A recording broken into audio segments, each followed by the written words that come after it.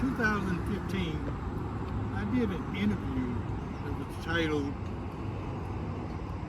From Birmingham and Selma, an interview with a veteran revolutionary. In that time, I was describing growing up in Birmingham, segregated Birmingham. Today, I'm going to take you to some of the places that was described in that article. And so I'm going to begin right here. This is the spot at that time, right over here, you see where the expressway is, where the cars are going. It's where I got in this fight with the white kid. That while I was beating his ass, he continued to call me a nigger. This is the spot. Just as a quick aside, right now I'm standing on 20th Street in Ensley Avenue. This is the main heart of what was called Tuxedo Junctions back in the day. This was a vibrant, very lively community. About a half a mile up the street was U.S. Steel, Ensley plant. Things were really striking here. This building here has a lot of historical significance, the Stoll-Nixon building. And this is where the Jew joints and all this was in this area. But the only way you could get into the building upstairs and party was you had to have a tuxedo. You had to rent a tuxedo. And this is how this area became known as Tuxedo Junction. And as many of you might know, that this is something that's sung, that's made famous by Erskine Hopkins, the famous blues and jazz artist. All right, here we're at Ensley Recreation Center. This is a center I spent many, many hours at. And a lot of times I was the only black person here. And one of the things that's important about this center, other than the fact that it was all white and we integrated it, it's one of the places that had a swimming pool. And the swimming pool used to be right over here.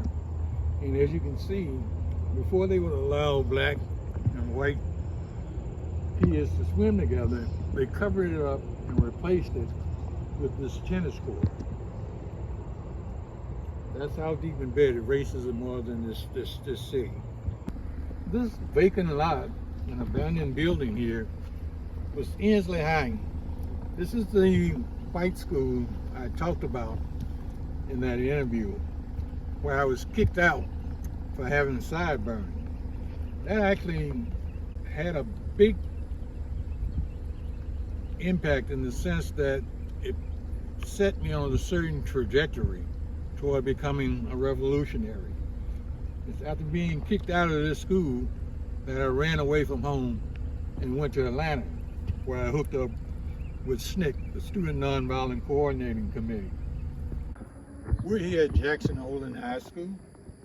Back in the day, it was known as Western Olin High School. This is the high school I talked about that organized these demonstrations that came and turned out all the schools en route to Kelly Ingram Park. After leaving here, I'm gonna go through and stop by, not get out the car or anything, but pass by and show people the different schools that's on the way that was being turned out in getting to en route to Kelly Ingram Park. Over to my right is Moore School. This is one of the elementary schools that was also turned out during the demonstrations in the 60s. To my left is Council School. This is the elementary school that I went to. Took from Ensley to downtown Birmingham. It's approximately about a 5.5 mile walk that we did and had a lot of fun doing it. Here we're approaching Parker High School. This is another high school that turned out and marched down to Kelly Ingram Park. Parker High is probably a quarter of a mile away from Kelly Ingram Park. So all the students from Inslee to downtown Birmingham that was en route went down to Kelly Ingram Park to protest.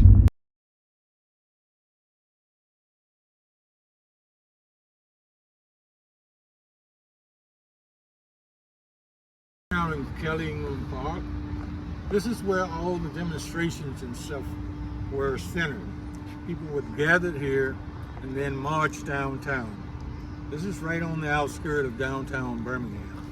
If you just look over there at 17th Street, this is where downtown Birmingham begins. Over here to my left, down there on the corner, is 16th Street Baptist Church. This is the church where the 4 young ladies were killed when the church was bombed. This had a profound impact on me. This was a time when I actually began to question God. My whole thing was, how could He allow 4 innocent children to actually be killed in His house? This was a very traumatic experience for me, and it led me on this journey to become an atheist. You know, it's really hard to imagine what's going on. This bombing, in that interview I talked about this city being named Bombingham. You know, and that's because all the bombs that were set off by these racists in terms of in black people's houses and things. The last one I want to make, well, there's a couple of other points I want to make. If people are ever in Birmingham, this is the Civil Rights Movement Museum over here to my left or behind me. For a lot of this history of Birmingham and the Civil Rights Movement, you can go and find that there. A lot of the things I've talked about are documented in that building there. The last thing I want to do is encourage people to think about this. Think about the time I grew up in. The time I grew up in was a very turbulent time. Very exciting time, but turbulent. And the question of change, what kind of change was coming? And there were a lot of people who were for reform. And there was a lot of us, young people, who became more militant and looked for more radical change. So the question that was up for grabs at that point was a question between revolution and reform. Was it about getting in on this system or getting rid of this system? The road that I took was the road to become a revolutionary, to get rid of the system. And here I would like to encourage people, you know, to get on this road themselves. And as doing this, it's important that people go and check out Bombingham, the leader of the revolution. And there's these social media dispatches, in particular, I would like people to check out. There's 8 through 11, with 9 in particular that people should look at and think about what I've been showing you in this short documentary. Not only 9 in particular, but also there's an invitation in dispatch number 61 that people should also check out. Check out this revolution, check out this revolutionary leader. And you can do that by going to repcom.us.